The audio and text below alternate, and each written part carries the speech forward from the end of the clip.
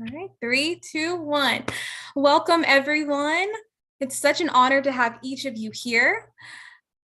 Welcome to the Raven Corps and Farm Transition Academy Roundtable crossover. Thank you to everyone watching and to everyone joining. My name is Kennedy Little, and I'm one of the 3 members who make up the group Farm Transition Academy, and I'll be your facilitator today. Farm Transition Academy is a new group that works towards a sustainable and equitable world by assisting farmers find alternative forms of income, while also making sure that they do not rely on animals once they reach that process. We also train animal advocates and farmer outreach. This roundtable came about after I was a participant in the Raven Corps Zoomers to Boomers roundtable discussion, dairy impacts on human beings, and realized that the conversation I had between me and other participants made an impact. This roundtable will be similar to Zoomers to Boomers with its question style and diverse and multi-generational panel, but it will differ because it will be a one-time event and not reoccurring each month. Thank you to the incredible Raven Corps for partnering up with Farm Transition Academy so that we can spend this evening speaking on the power of farm transitions and their future in agriculture. Now I will turn all the attention to the amazing 8 panelists who will be speaking on their experience working in the plant-based field of agriculture. Could everyone please take turns saying their name, pronouns, location, and organization? I'll also put this information in the chat. But yes, could everyone just go around saying their name, location, organization, and their pronouns? And you can raise your hand to start off.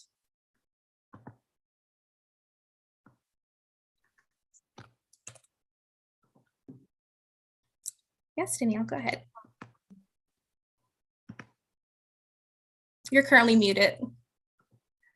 So sorry. I'm Danielle Hanisch, she, her, and I am the Executive Director of LEAP, which stands for Leaders for Ethics, Animals, and the Planet, and the co-founder of Blackberry Creek Farm Sanctuary. Now I'm in Northern California.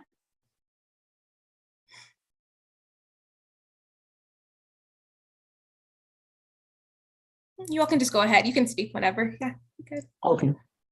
I'm Mawale Adewale, he, him pronouns. I'm an organizer and farmer, Liberation Farm, and Black Veg Fest. Go ahead. I'm Renee Kinsonen, the founder of Rowdy Girl Sanctuary and the Rancher Advocacy Program. We're located in Welder, Texas. And we used to be cattle ranchers. We're the first documented cattle ranch to transition from ranching to a full-on sanctuary. And we are currently transitioning a chicken farm cattle ranch into a mushroom farm in Wicks, Arkansas. Incredible. I'm Monica Stevens. I am the co-founder, along with my husband, of Jameson Humane. We're an all-domestic sanctuary and rescue in Napa Valley. And I'm also a founding board member of LEAP. And I'm she, her. And I know you asked for this, Kennedy, don't laugh too hard, but I am proud to say just turned 60. Yes. So, yeah, I'm 60.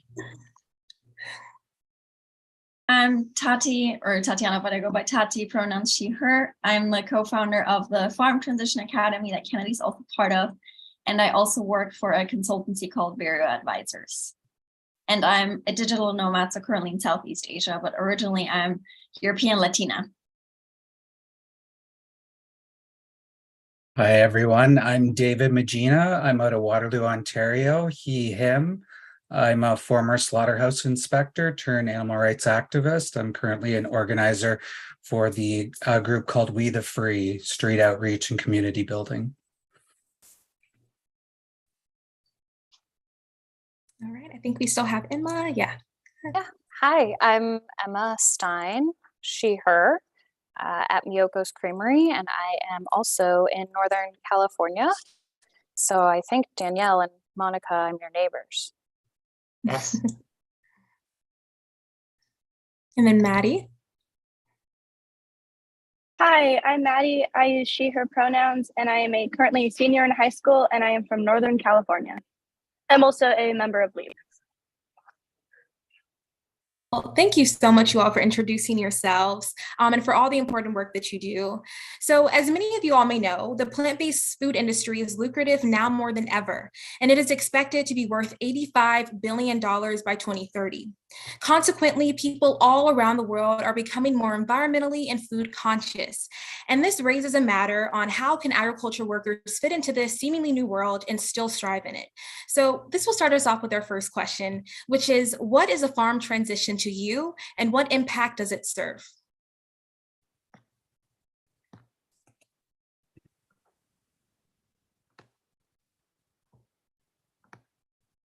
Do you want us to just chime in? Yeah, just chime in if you feel like you want to do the same system All that works right. well.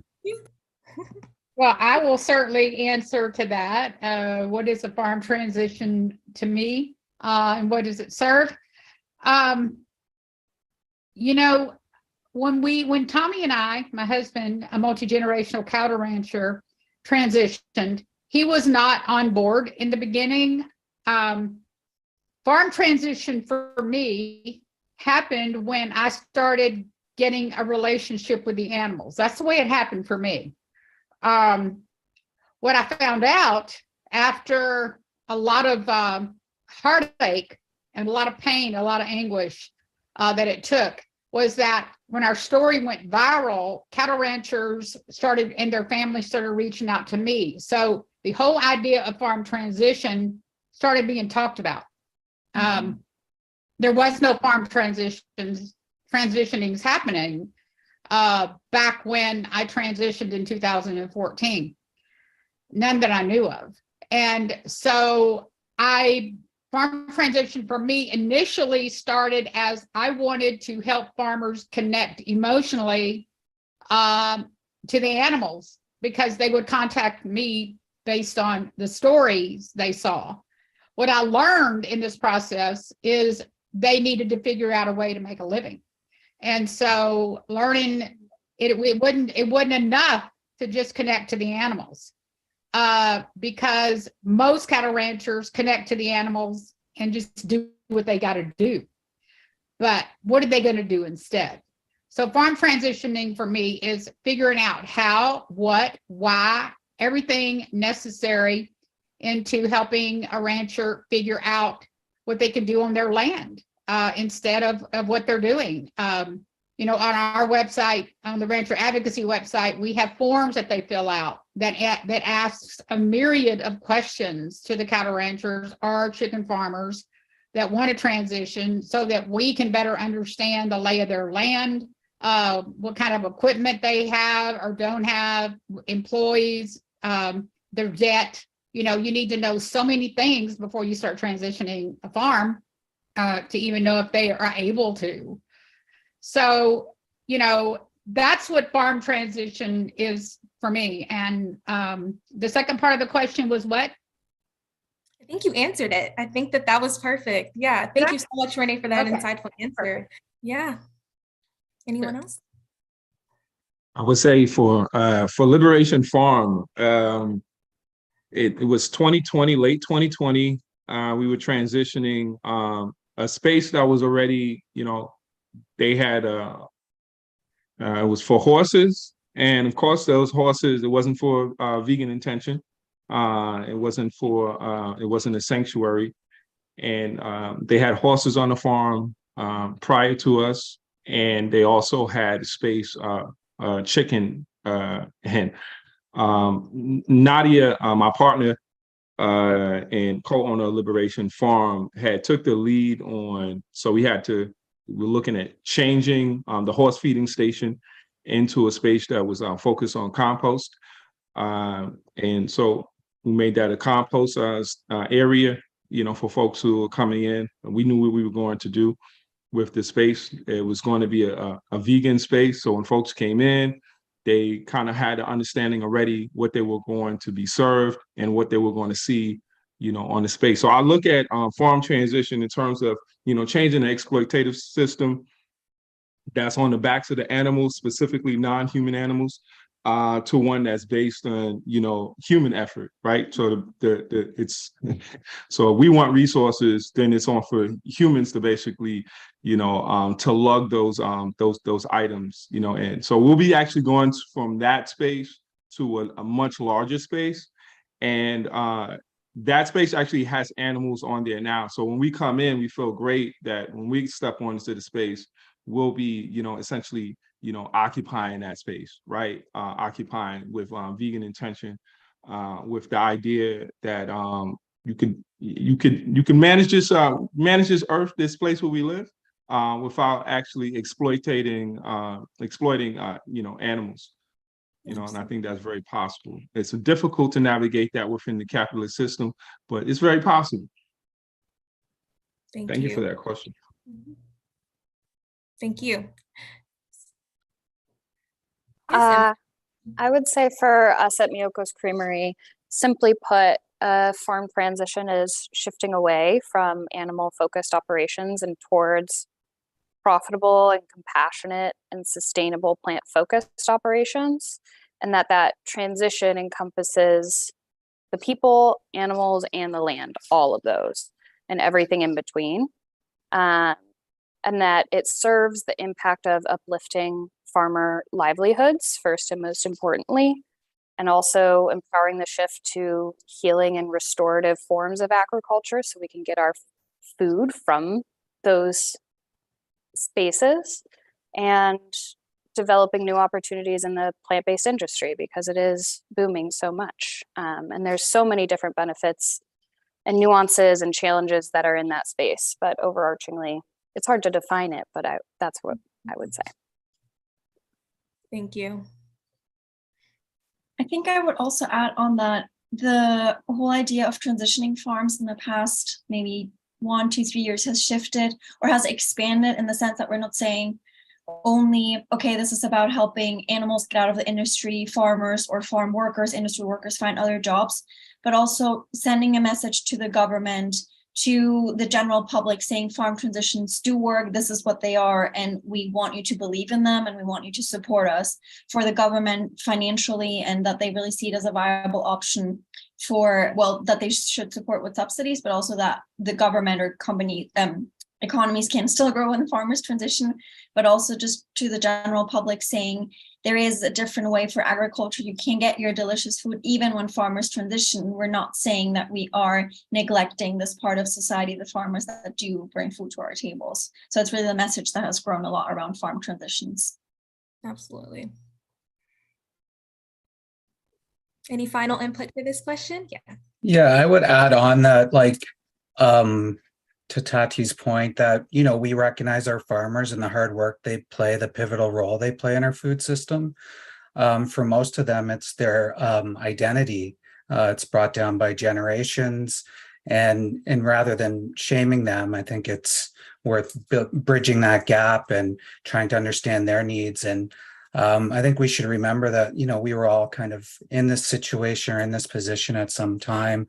Most farmers don't want to think that they're bad or, that we vilify them. I think every single conversation I've had with a farmer is just their fear, their lack of education, and the surrounding possibilities with moving forward to a plant-based food system.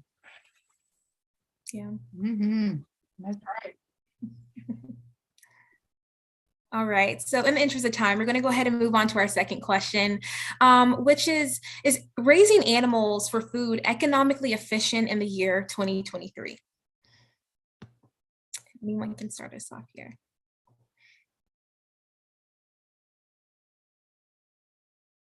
I'll also put the question. Well, I'm Renee. Raising animals for food, is it economically viable in 2023? The only reason it is, in my opinion, is because of government subsidies. I really think that with the droughts, with floods, with fires, with all the climate change that's happening all around us, more and more farmers are having to bail out. We've seen lines of cattle ranchers at the sale barns around here during the drought this past summer, just offloading cattle left and right, that way beyond the time they normally would, because they can't afford to keep them. It's a tragedy, but the problem is our government. And the United States government is just horrific. That's why I'm also on the board of the Agriculture Fairness Alliance. And I'll be in Washington along with Connie in March. We're going to be working very aggressively to make whatever changes we can for the upcoming farm bill to include farm transition in the language in the next farm bill. Because like in Switzerland, if you haven't seen that recent documentary that We Animals Media just did, that 15-minute documentary, it was just amazing. And, you know, she's been able to transition 120 farms, Sarah. And it's because it's much different over there. You know, you can't just, it's just different. The whole climate's different. And our country just does not lend itself to easily transitioning farms. And that's the reason farmers are able to make money, is because they just continue to bail out. It's really, there's a lot of fraud going on, honestly, in our government. A lot going on. So yeah, farmers are making money, but you know, how legit? Thank you so much, Renee. And if anyone has not seen We the Media's new film that they did with Sarah from Switzerland, I recommend it. It's a really great one. Danielle, go ahead with your answer. Just to add to what Renee already said, I think subsidies are a huge issue, as well as how much land it takes to raise these animals, to raise the crops to feed the animals. Again, subsidizing things like corn is the only way we're able to feed cows, you know, enough to make it even feasible for people. Recently, I've also hearing a lot of people complaining about, you know, egg prices in the egg industry. And we know, you know, being in this industry that we are all in with animal rescue and sustainability. We know that that's because of avian flu and how many millions and millions and millions of birds are being slaughtered and just disposed of. And so I think too, as we start to see these other issues come up, like these pathogens come up and these viruses, such as avian flu, over the course of the decades, it's going to become even more economically inefficient.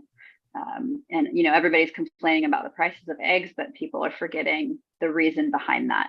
And maybe transitioning away from that is an answer to both the human and the animal impacts. Absolutely. Human and animal impacts, yes. All right. Any other input on this question before we move on?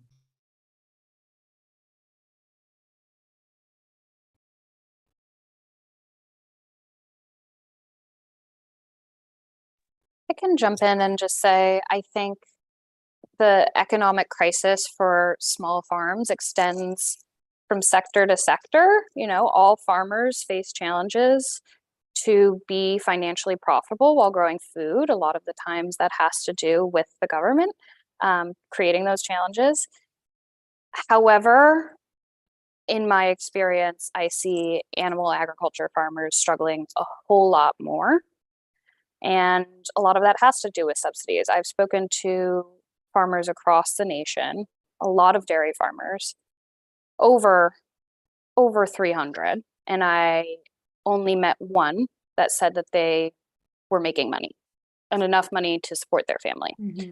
And so I think that speaks a lot to the challenges farmers are facing. And that's exactly why we're doing this work, is figuring out how we can support farmers in being profitable, especially coming from a plant-based food company. What does our role, where is our role there, and how can we support farmers in that endeavor, given that we rely so heavily on farmers to make our products? So it's a big challenge, but we're hoping to collaborate with everyone and figure it out together. Yeah, you know, I just want to chime in on that, Emma, because you're absolutely right. And the problem with these farmers is they get into these egregious contracts with these integrators, and they're like indentured servants, and they don't know how to get out from underneath it. And absolutely, you're absolutely right, Emma. And Yeah, it is one of the tragedies, and they just keep they keep trying, they keep struggling, and then it's just like a vicious cycle between the contracts that they can't get out of, and then the bailouts, and they just always just live on the edge, and there's not enough land to do what they used to do, and a big problem is the families of these farmers. You know, the generations don't want to do this anymore. I mean, they're seeing the problem, so the big problem is going to come from the future, you know, the kids that do not want to inherit, you know, this anymore. And that kind of brings us to our next question, which is from race, gender to debt. What are some of those societal hurdles you have seen or know that keep farmers from transitioning?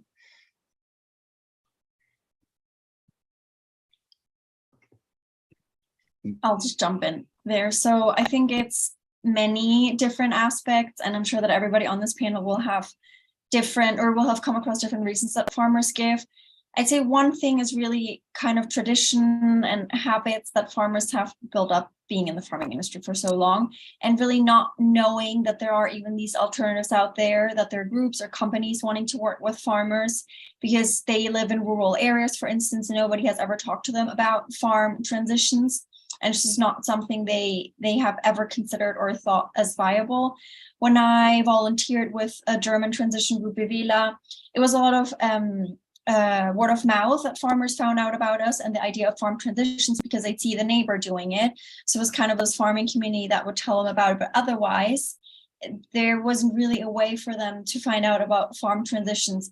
When I worked a little bit with Reef Farm, we did have 1 or 2 farmers reach out saying that they had Googled actually farm transitions and come across a Reef Farm that way. But most of the times I personally have found that it is that farmers are so set in their ways and just don't know any way out. And it's just through another farmer that they come across it.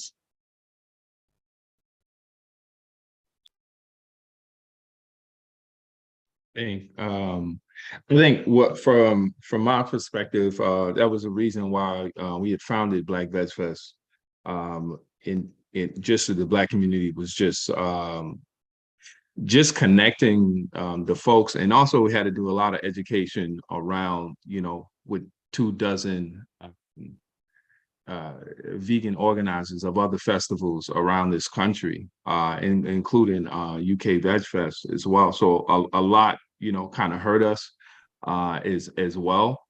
But the other side is, you know, 2021, 40% or more than 40% of USDA applicants who were Black were denied funding.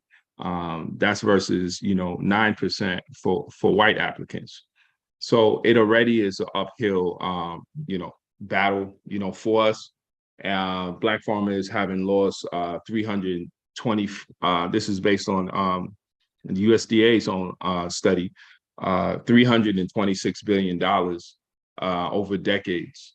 These are Black farmers, and it should be noted that from 1920, that's when we had the most amount of farmers, you know, in the Black community. That's 925,000.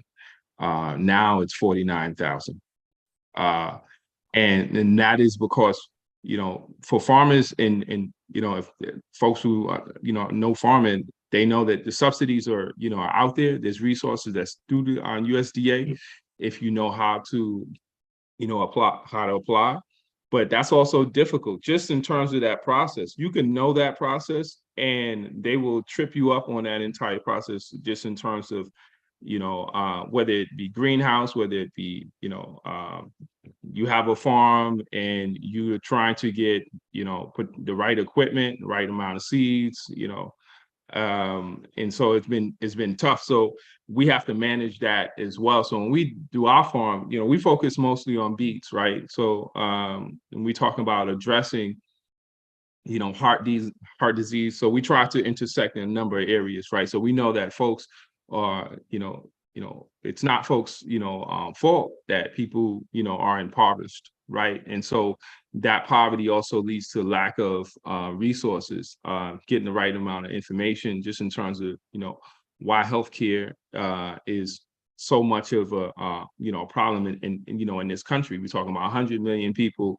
I'm sorry, I'm talking about last 100 years. Heart disease has been number one killer, right? So when we talk about intersecting that, well, let's also just have so many different reasons why people go vegan, right? In terms of the animals, just making sure that we recognize that animals have their own agency. They have their own their characters themselves. I'm here with my cat's a character, Heathcliff. So their characters themselves in transitioning to this this new space. This is going to be difficult, especially when you talk about race, gender, all of these problems, and being able to tackle them at the same time. It's then you got climate change. So there's so many reasons why to transition away from exploiting animals in the farm business. And there's also so many of these different options. The problem is I'm hearing from so many folks who essentially are saying, well, let's do corn, let's do soybeans, or rapeseed. And what is the reason? Because each one of those particular commodities are subsidized, right? And then maybe you don't want to do that for health reasons, right? So this is great that we have this conversation, and the conversation is kind of moving on, and it's growing, with a lot more people becoming vegan, and then also the food shortage that we had as well in 2022. This really puts my community kind of back up against the wall, just not having the self-determination to make the decisions, and then have the resources where you can actually make a transition. Like it's a little bit of a I'm trying to find the best way to say that it is that if you could have this conversation and you could be like, okay, what should I try to do? How can I make this money? It's a difficult process. So I will hopefully I put in some of those issues, but there's so many other statistics, that just in terms of race and in terms of gender, just the amount of just not being able to have access, even to the possibility of being able to transition into that. So that's big reason why we're here. Liberation Farm. I mean, it just out of New York. We're the only black. We're the only black vegan farm. In New York. I've been looking around. If y'all find some, please do link me to those folks. Thank you so much, Amuwele, for bringing up those. Go ahead. I just wanted to throw this stat on top of what he just said, because he's so right. The percentage, like 1 compared to several years ago, I mean, it's just 1.4% of farmers identify as Black or mixed race, compared with about 14% 100 years ago. And it's a real problem. Black farmers are seriously marginalized. That's something, some of the work we're doing with AFA, we are working to also bring a lot of awareness to that when we are in our meetings in Congress. And then the other thing I just want to say, as far as the societal hurdles, is the people, when they really identify as ranchers. It's a traditional cultural identity. And I remember when my husband was not vegan and I was, we had lots of issues because of his traditional upbringing, his family. That's a huge hurdle, and one that's got to be dealt with delicately, so yeah. Thank you so much, Renee. So then in the interest of time, we're going to go ahead and move on to our next question, which is, when there is a transformation, how do you collaborate with sanctuaries and resources for the animals that remain if the farmers do not keep them?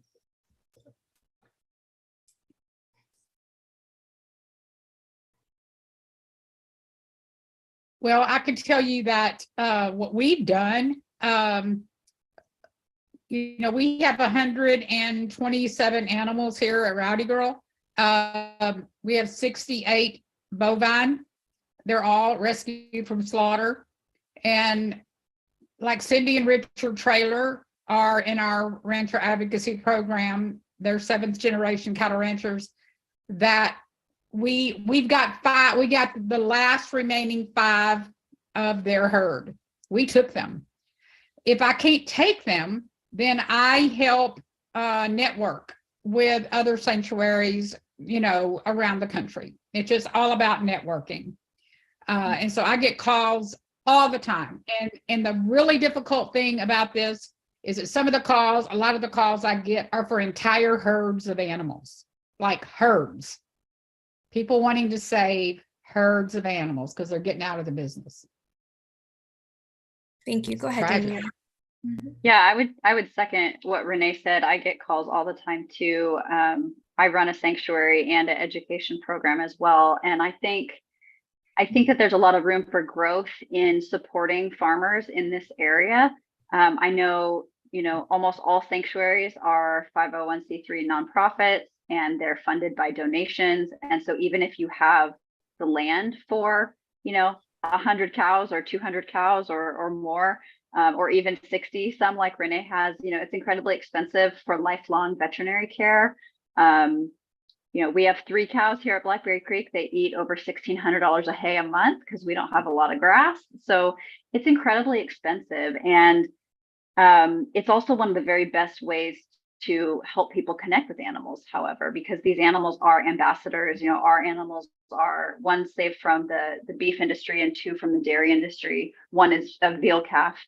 And I think that philanthropists, we see the big philanthropists are moving more and more away from donating to sanctuaries because they just feel like we can't rescue our way out of this problem, which is true. It's just going to continue and continue to grow. And I think there's a lot of opportunity with these philanthropists to say, look, if you are interested in donating to something new and really help affecting more change, bigger change on a larger scale, to partner with one of these sanctuaries that maybe needs more land, needs more resources for medical care, for education, and a farm that's ready to transition, you're not only making an impact for those animals, but you're now helping these farmers to do something bigger and better for human health, the environment, and the future animals who won't be there. So yeah, I think that that's a problem. The funding and the rest.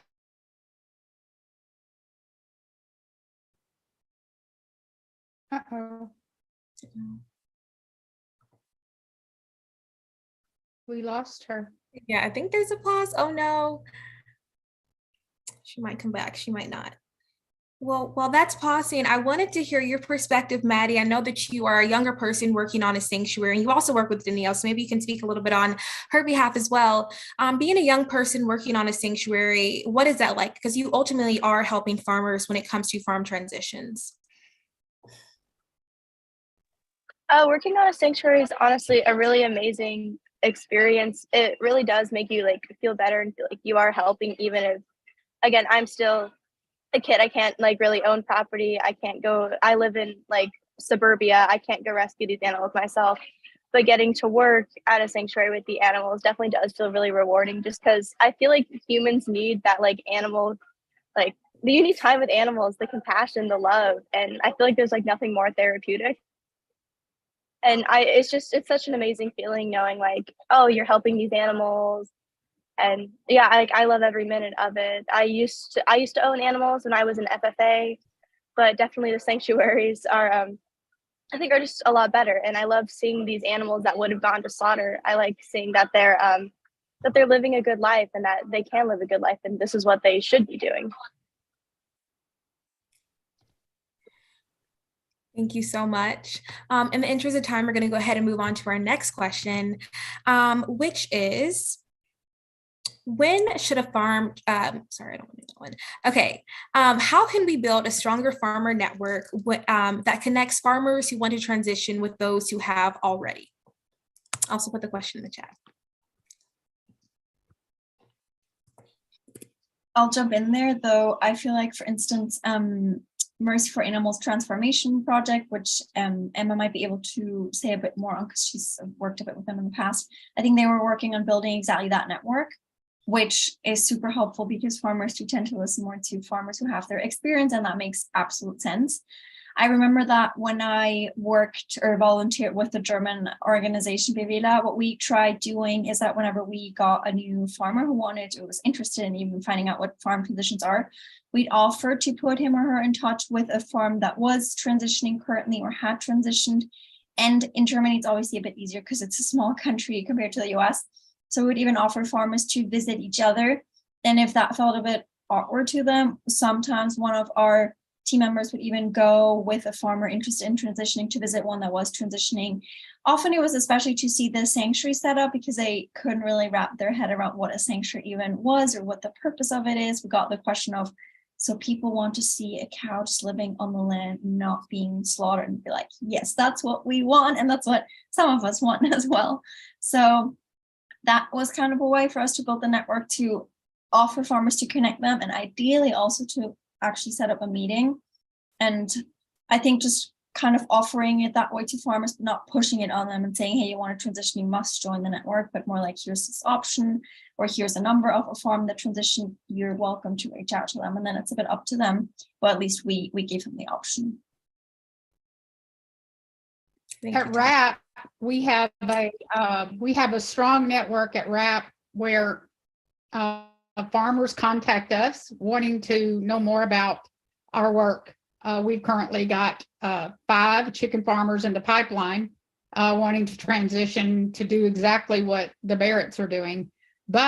And we are creating a model. It will be a replicatable model, but you know, getting the funding and the investment dollars for that project was huge. It's extremely expensive. And so it's not something that you can just expect that farmers are going to be able to do. I was able to get that funding, but I promise you, to speak to what Danielle was saying, these philanthropists, and I got one to help me with this farm. You know, it's a money pit right now, because until it turns over and starts making money, and we'll get there. But in the meantime, you got to have people that are willing to not only invest the money, but the stamina of getting through all these roadblocks as pioneers. We're pioneering this movement. So, you know, all of you here are part of that. And so when you're pioneers, you know, and you get people to invest in this, it's not, people have to be willing to stay the course. They have to be willing, you know, to stay the course. But we do have farmers in the pipeline. They contact, when farmers transition, these stories cause other farmers to want to reach out. So I think one of the best things you can do to build a strong farmer network is to tell the stories of other farmers transitioning, and then have a way for them to reach out to you on your websites. That's one of the very, very best ways, because these stories change people. I completely agree with Renee. Success stories of transitions and sharing that outwardly is incredibly important as we are pioneers. And what Tati was referencing earlier was the Farmer Toolkit, a collaboration between Miyoko's Creamery, Animal Outlook, and Mercy for Animals Transformation Program. And the Farmer Toolkit is a collection of different resources, but it guides animal farmers on transitioning to plant-focused operations. So it brings together technical expertise and financial resources and market insights, mental health resources, and it offers farmers a way to learn and explore their options. And ideally, as more farmers become interested, that can create a whole network of different farmers that are contributing resources directly. And so it is really about having the conversations, showing that there are successful stories, that it can be done and farmers can be profitable through transitions at the end, and making sure that that gets a highlight. And it takes a lot of working together. Thank you.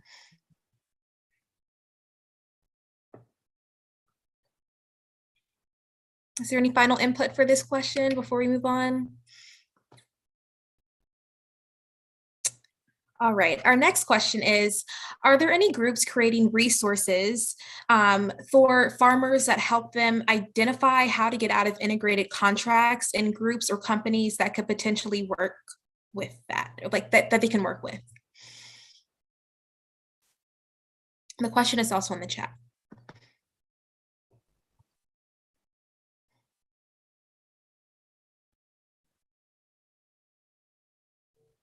That is a great question. I'm taking a picture of it. I'm taking it back to my team. This is what we're doing it for. Awesome. So I'll jump in. Yeah, that's a great question. But as Renee is saying, it's a very important question, and it's a tough one. I think especially the one regarding the first part, how to get out of integrated contracts. I'm not an expert on that. I know Mercy for Animals has faced many of those farmers, and that sometimes the contract the farmers are in is a bit the decisive factor whether MFA can actually take them on or not, depending on how much debt they're in, the type of contract and everything.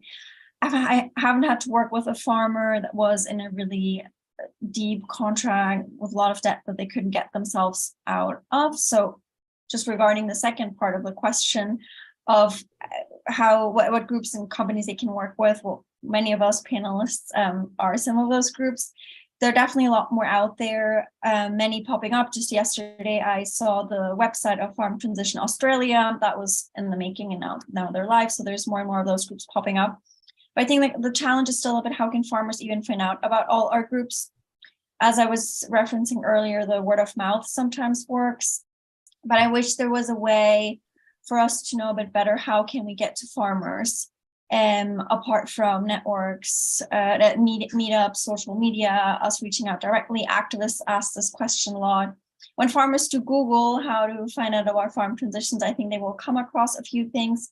As the Farm Transition Academy, we do have on our website a few resources of other groups that are out there and what options farmers even have to transition. It's just a matter of finding out how can farmers find out about these groups.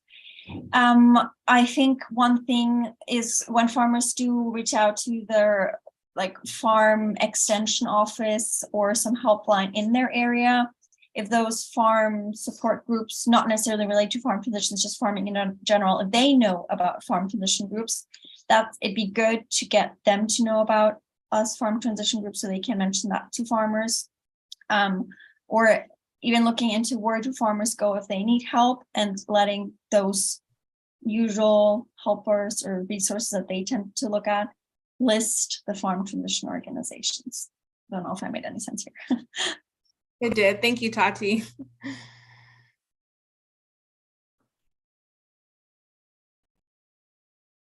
Kind of a bold idea. Renee, I would ask you, is there a weekly newspaper that farmers from around the United States read?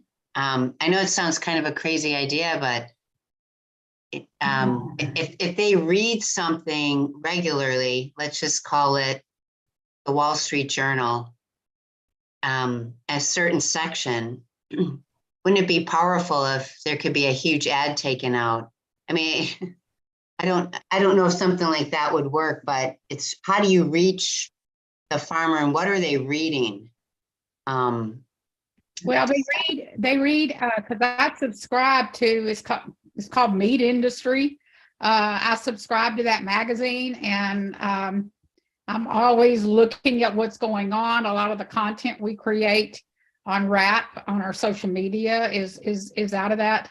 There's another one called RAFI, RAFI, Rural America, something or another, that I subscribe to.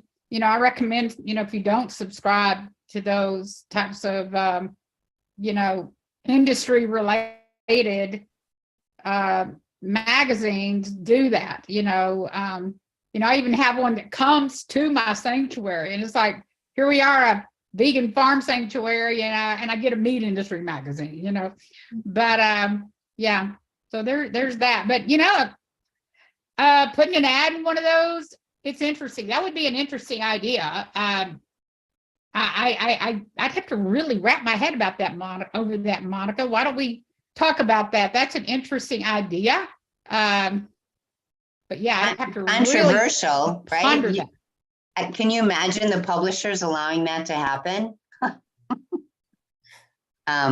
We did put an ad Yeah. out in local newspapers in Sonoma, and the newspaper group that we sent it out with was surprisingly okay with it. They were thrilled, but maybe we just got lucky, because I've been on the other side of that too, and that's not fun either.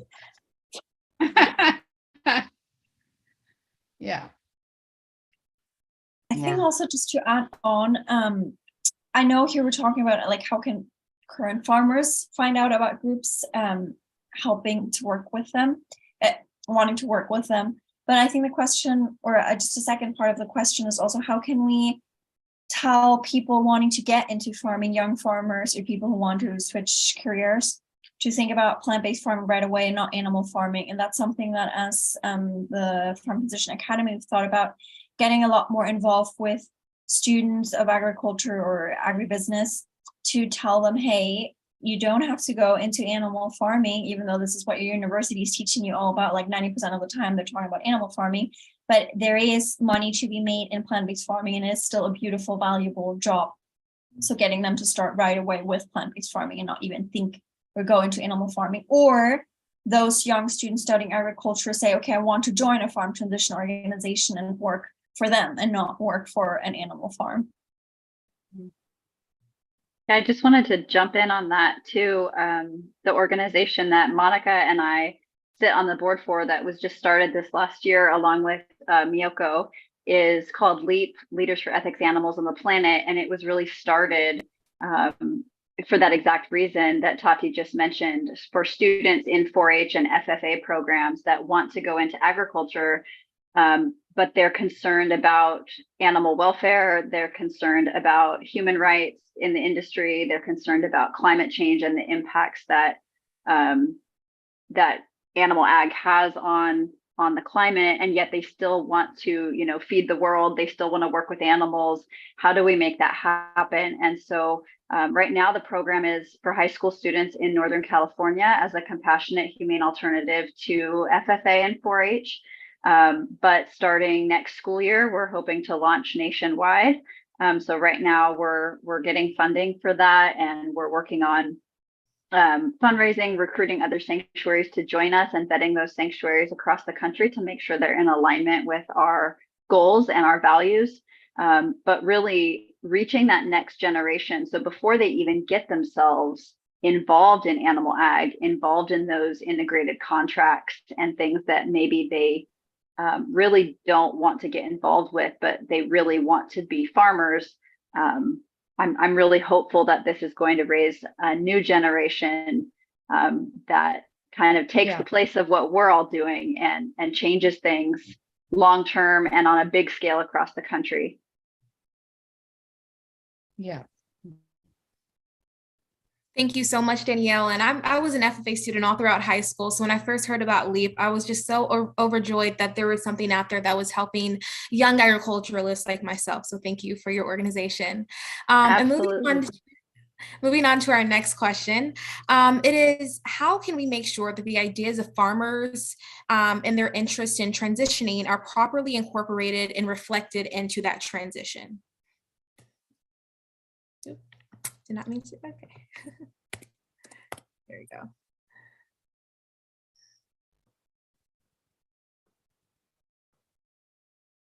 Well, what we do at RAP, they have the form that they fill out. So when we interview them, we talk about, their strengths, their weaknesses, what they would want to, focus on.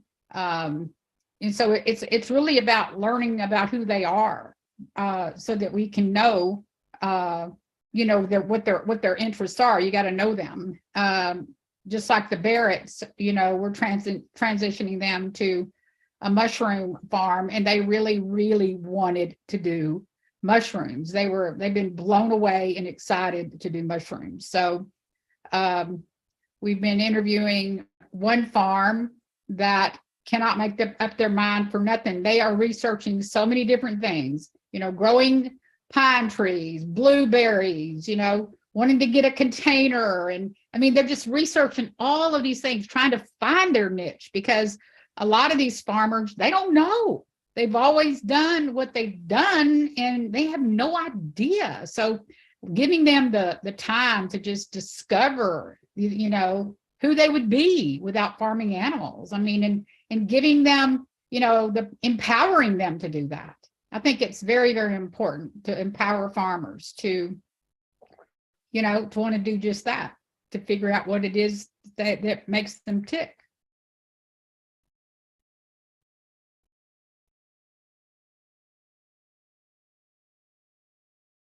I'll add on there that I really like how Renee and other organizations ask farmers kind of on their background and their ideas.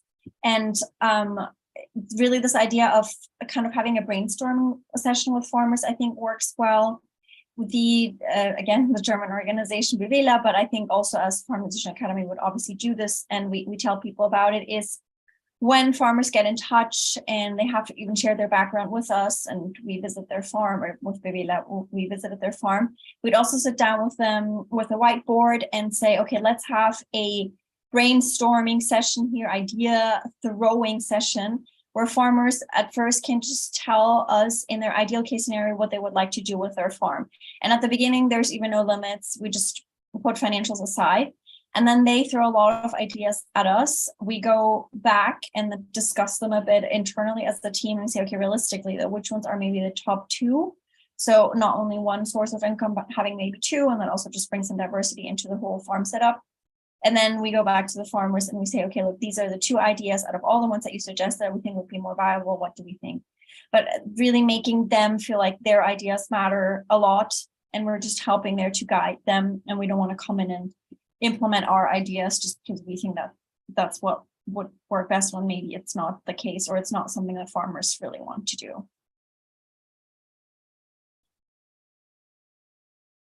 Emma, did you have a question or an answer as well? Yeah, I was just going to jump in and say, I love this question, and it's so important because I think farmers are often overlooked and spoken for, and their interests are dictated by the market. They'll grow what makes money. And as a food company, as a consumer goods company, we see that, and we are in that position, to be like, here's exactly what you need to grow. Here's what we will purchase, because that is really our unique value. Is we offer farmers purchase agreements if they're transitioning, to add that extra security and reduce the risk of them transitioning. Because a huge question for farmers is, well, who's going to buy what I grow? I know where my milk's going. I know what meat processor my cows are going to. I know all that stuff. So the unknown is scary, and we say we'll support you in anything you're interested in doing. Along with, we will provide you purchase agreements if you grow certain crops that we purchase. So we really offer that incentive, but also want to support them in whatever they want to pursue themselves, whether that be agroforestry or microgreens or a greenhouse, just also to diversify their incomes, because that's critical. We don't want them dependent only on us as purchasers. We want to make sure they have multiple streams of income coming from multiple different companies, just for their own sake. I will just add on that I think that you would have to decentralize, just the fact that if the sole reason is for you to make income, to create and grow profit, that's what the government wants to turn you to. So they're gonna keep steering you. There's no resources, there's no subsidizing of land. If you're gonna utilize animals, it won't be, the government will not give you, won't not subsidize sanctuaries, right? They're gonna subsidize it if you're gonna turn animals, living beings into livestock. So that's important to just, really have that conversation and make that clear. I've had some conversations with some sanctuaries, animal sanctuaries, in terms of how they stay afloat. But some of them now always they have to have a private, they have to have their land, and they have to make sure that the land by itself is someone who's gifting the land. So they have to have that particular resource, and they have to make sure that that person is okay with gifting the land. How else? So you really have to get real creative. So we're at the stage where we're trying to get really creative, and then by next year, opening up, a transitional house, sanctuary that houses animals, farm animals, right? But obviously, that's going to be tough for us, because we've been looking at what the rates are, what's the resources, and that's how we intersect the work. The same way, we have to decentralize what's going to get you the income, and then centralize health, right? So health and well-being. So that's why we chose beets. It just so happens, the universe smiled on us and said, where we are, root vegetables do great where you are. So we know that a problem right now is, heart disease for everyone here, but specifically, Black communities and communities that are marginalized and moved away from, the hospital. And there's a reason why, you go to, you're looking for a doctor, and they'll tell you about the doctor, where they're from, and the language, and so on. That resonates with everyone. When you bring up Black folks, we're like, why does it resonate? Why race? Because people want to be comfortable with somebody who's looking at their bodies, right? When they pull their pants down, they were like, well, I feel comfortable with this particular person, with this particular, based on gender, based on race. Do they understand when I'm having a conversation? We hear or on over and over again, Black women saying, like, I go into the doctor, it's like they don't hear me, they don't understand. And so just not listening, and this is why, other cultures are going to say, well, yeah, I'm from India. Can I have the Indian doctor? That's going to be helpful for me. I don't have to, communicate all these nuances that they're not going to understand. They're going to get like 80% understanding. and imagine that, so we look at beets in such a way, for people who can't go to the doctor. So they have to now think about, prevention, more than just, intervention. So it's like so many resources have to be kind of doled out, and examined, but we have to really, there was a question before that was talking about, other folks, like the farm workers, how they're impacted as well, because they are impacted, as well, whether, because that's capitalism. But I don't think you solve capitalism with capitalism. So I should have probably said that out the outset. So, but honestly, you have to have, cooperative, workspace. You have to be able to, work with other folks. Now that I know that, there are other folks, obviously we're there, for the animals, but how do we get folks who are a lot more difficult to reach, who don't all of a sudden, understand, animals, and who are being sent to farm production? How does that impact people? I think through health, showing them in terms of in climate change. But my main reason is I really wanted to communicate like decentralizing, this system, oh, we have to make a certain amount of money. But, that was the reason for slavery. That was the reason for land, for stealing land. That's the reason why they use animals. It builds capital. So obviously at the center of all of this, is capital. So now we're talking about, well, what can bring us more capital than actually killing, animals? And I think from there, I think I love that, young folks are taking over this, this conversation. I don't feel we're leaving it into wrong hands, because I think, every generation is just kind of like, elevated, to get in that conversation. Yeah,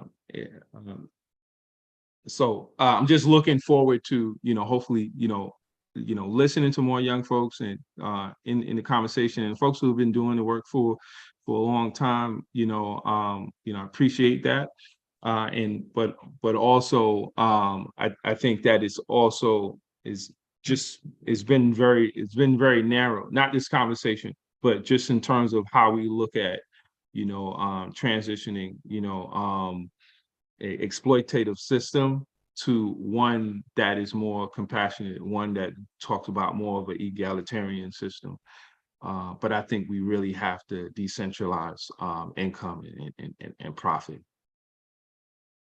Thank you so much, Omowale, for explaining that in such an intersectional, way, because all of these issues are so interconnected. So it's important that we look at it from a human perspective, an animal perspective, and then of course we're all animals, so look at it from that perspective as well. And so my next question kind of fits into a lot of the things that you were touching on, which is, in the animal industry, do animal production workers face inhumane and unethical treatment? A lot of times we focus on the animals, but not a lot of times on the workers. And does this mistreatment ever cross over into plant production as well?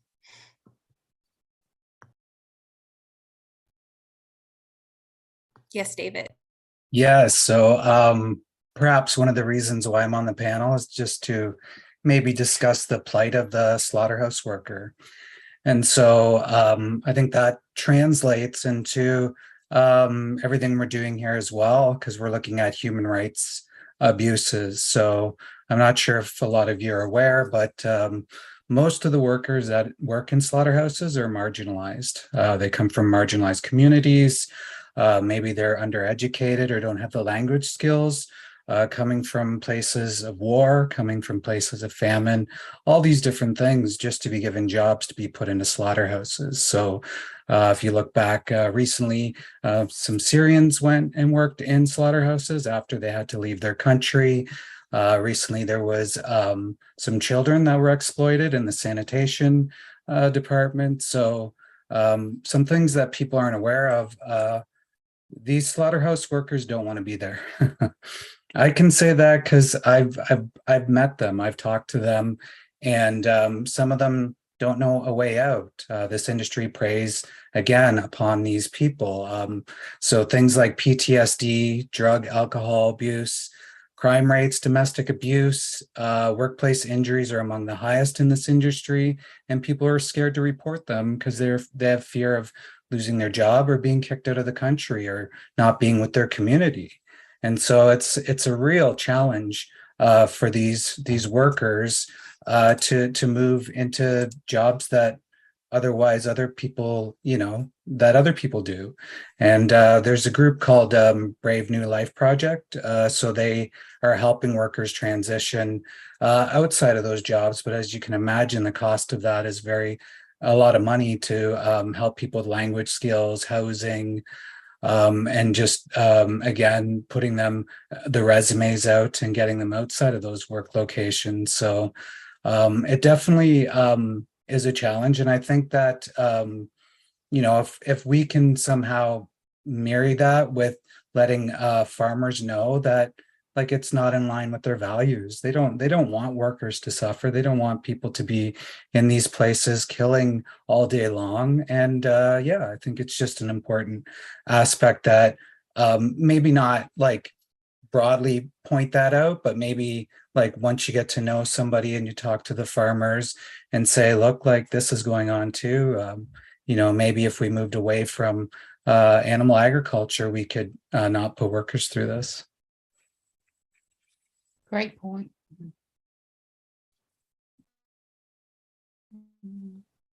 Thank you so much, David, for that input. I feel like you have a lot to offer on this panel, so thank you for letting us know that.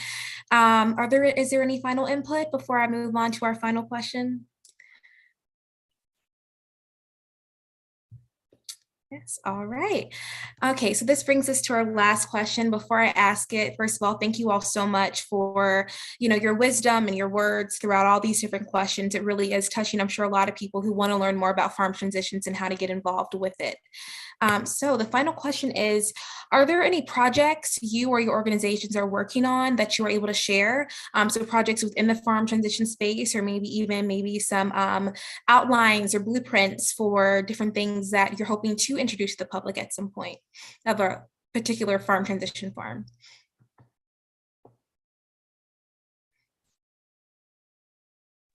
Well, Yeah, I I can would. speak to, Oh. Go ahead.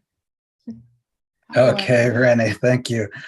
Just a short one. So We the Free, we've been toying with the idea of doing our outreach. So we do street style outreach to try to get the public to become more aware of what's happening inside these industries by just speaking with them and asking them how they feel about it. So one thing we were toying with is trying to do this with farmers. Oftentimes we will speak to farmers. We hear their stories and their fears about moving, and we just try to give them a little bit of education. So I think the more we learn about how these projects are working, the more information we can provide them and possibly integrate that into our outreach as well.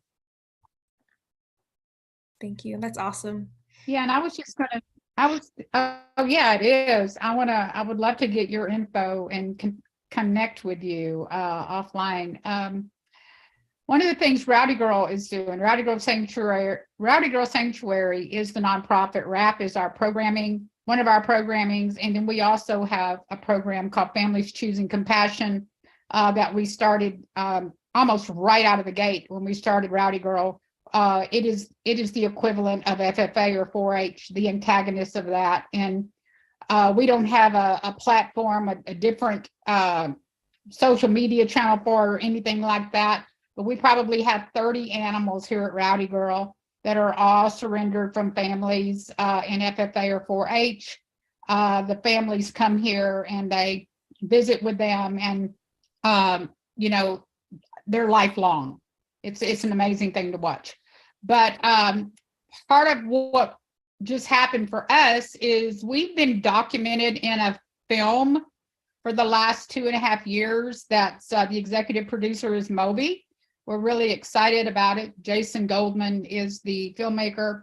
It just got finished, and we're doing a private screening of it February the 25th. And it's being shopped right now for sales with, they're fixing to sign a sales agreement in the UK, I believe, and in the United States.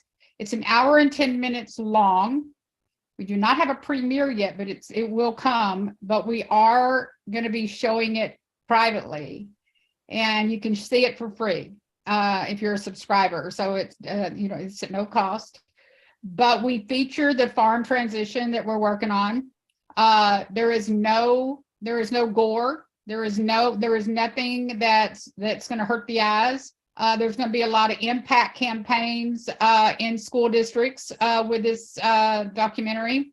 It's going to create lots of change, and we are looking to collaborate with other organizations that have similar documentaries that want to work with us to create change inside schools, because that is huge.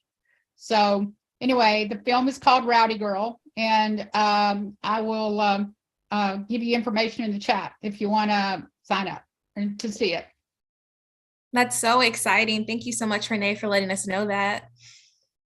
Congratulations. Yeah. Thank you. Thank you. Long time coming. Yeah, I'm sure. Anyone else? We have conducted a feasibility study with a dairy farm, and a transition from dairy to regenerative specialty crop commercial farm. We've, as many of you know, it takes so much planning and investigation that goes into a farm transition. So, we looked at the farm, identified what can grow well given their land and resources and what there's a market for them locally, and then looked at the financials, pieced together the supply chain for us to purchase the ingredients and everything. And now we're just digesting and analyzing the information and developing plans for how we can use this information to serve and facilitate and guide other transitions. So some sort of a, roadmap for transitions, so that every transition is very different. Yes, very, very different, and requires a different model, but there are some things guiding pathways that people can follow. So we hope to make that information more accessible for other people and other farmers that are interested. Congratulations to you as well. That's really great work.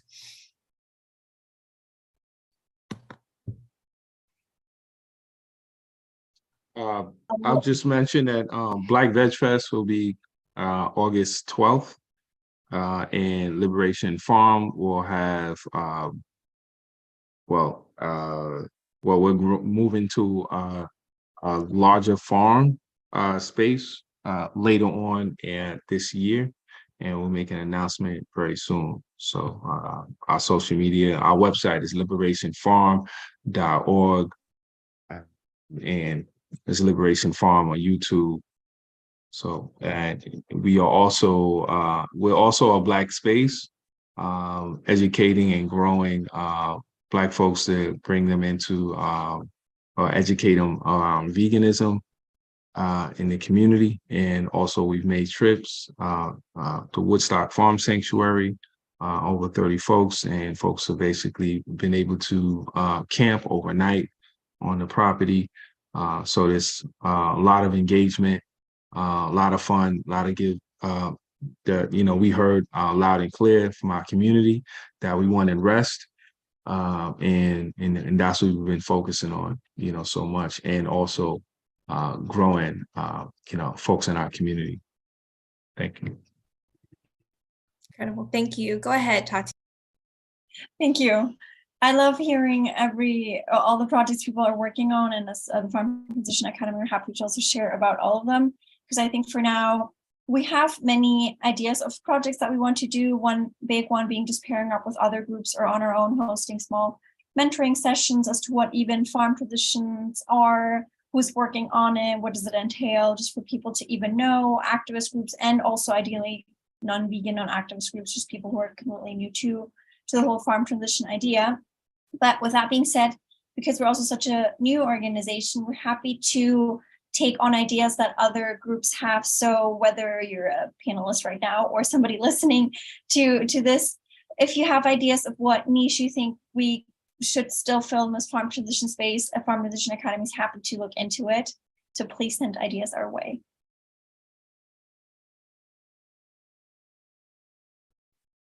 Can I ask a question here of because of Amawali, or is that right? Amawali,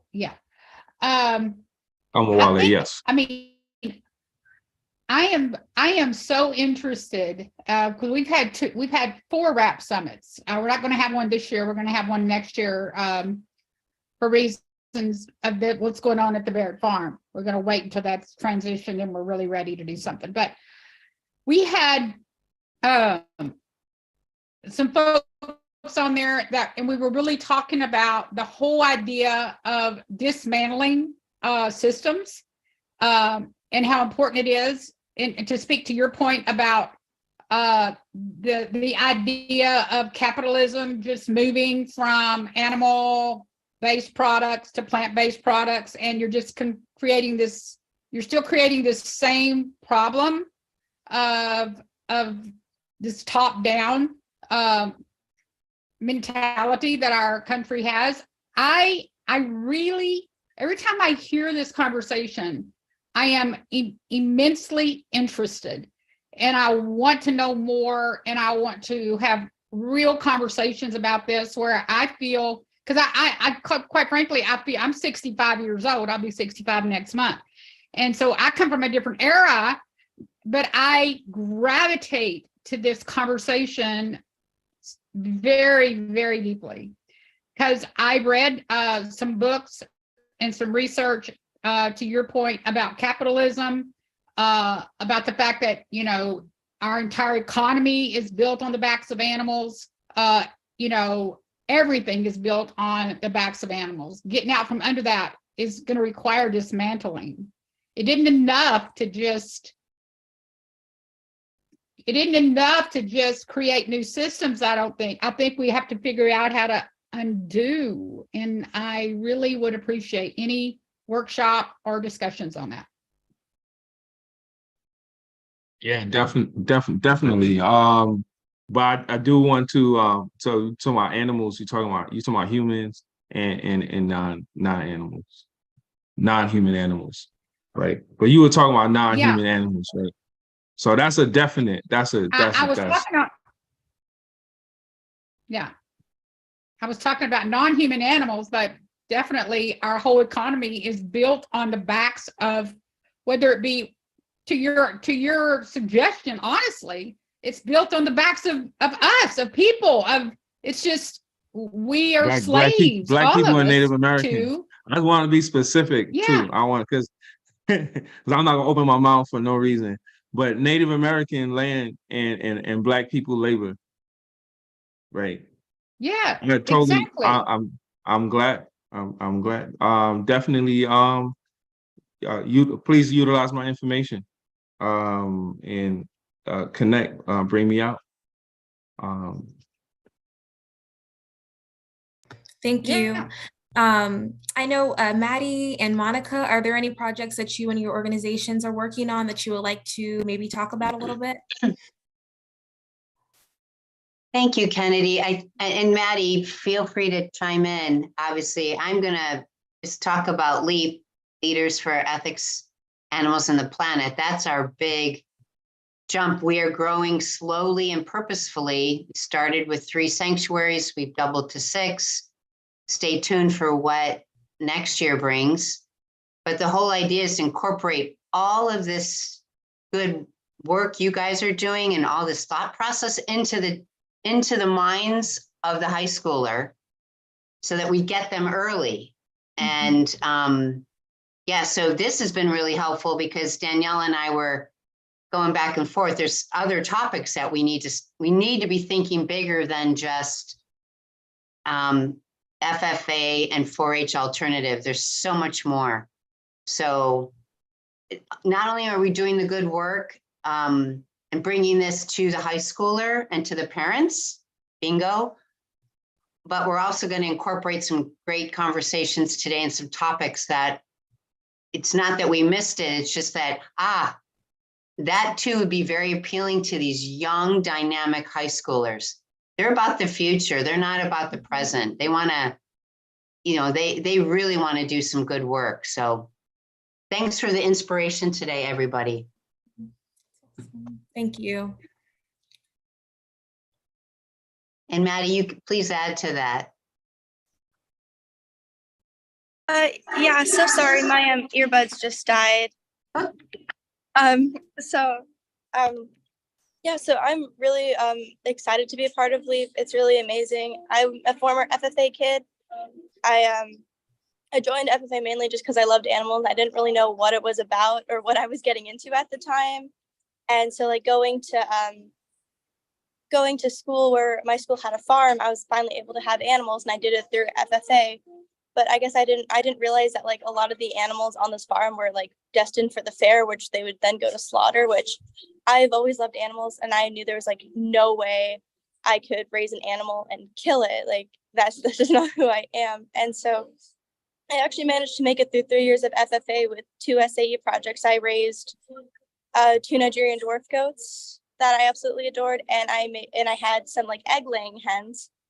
And sadly, when I left FFA, I wasn't able to keep them because I didn't have like a home. I didn't have property, but I was able to rehome them all to these wonderful families. And LEAP was really nice because it came in, and even though I kind of lost connection with animals, because I no longer could keep them, I was able to like go to the sanctuary and be with these animals and not have to worry about them going to slaughter. Because while my animals personally for FFA weren't being killed, my friends on the farm, I would like each, as the fair came around, I'd see like all these animals that I'd kind of gotten attached to because you see them every day. It was really sad seeing them go. But that's what I love about LEAP, is that I can go to these sanctuaries and know that next time I come here, these animals will be here and they're living out like the best lives that they possibly can. So it's a really great group to be a part of, and I'm so happy I found it. I actually kind of joined on a whim. One of my mom's friends from the gym found like the link, and I think I signed up the day the application was due. And, you know, I got in and I was so excited. I couldn't wait to be a part of it because I love animals and I really care about like the planet and the environment. And so it was just like the perfect match for me. And I did not feel the pressure to have to slaughter animals like I did in FFA. Mm-hmm.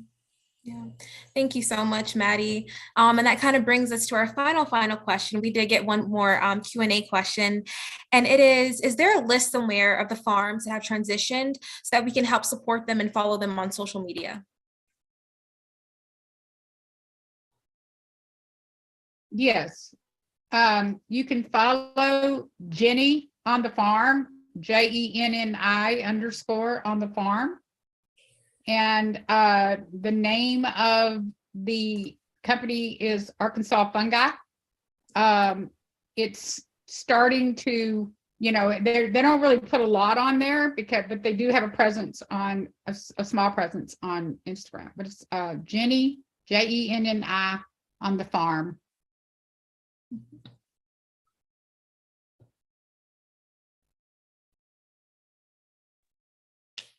I guess it's actually a good point that it'd be great if there was like a global list of farms that have transitioned. I think people have mentioned that, like having a map or so, and I think at some point somebody was even working on that. If somebody is working on that, that'd be great. As far as I know, though, groups that work with farmers, child in transition or sanctuaries and like, they just keep track of that and then put it up on their website, the transition stories, before and after, that kind of thing.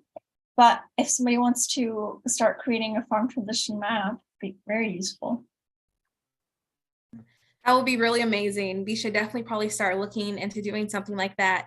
But yeah, so that is our final question. Thank you to everyone who has participated. Thank you, of course, to the Raven Courts for partnering with Farm Transition Academy to get this important word out.